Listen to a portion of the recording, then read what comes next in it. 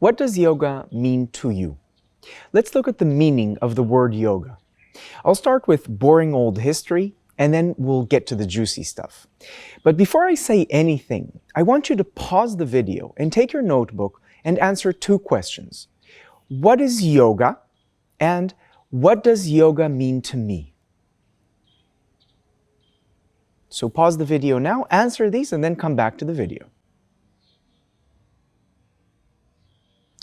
Okay, so let's look at the meaning of the word yoga. I start by looking at this word because we need to agree what it is that we're practicing. And nowadays, the word itself seems to mean very different things for many people. Now, when we analyze what people say about what they believe yoga is, we see time and time again that yoga seems to mean to people two things at the same time. It means a certain kind of state or a way of being, and the practice or the path that gets us there to this state. And this is true not just for you and not just for modern yogis, but for the ancient yogis as well. Yoga was seen both as a practice and as a state that is reached through the practice.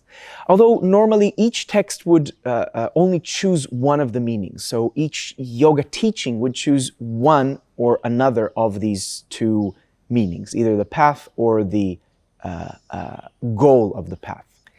And if we look at it, most of the original yoga texts choose to refer to yoga as a state. The practice in most texts would then be termed yogabhyasa, the practice of yoga, or upaya, means, like skillful means, like abilities.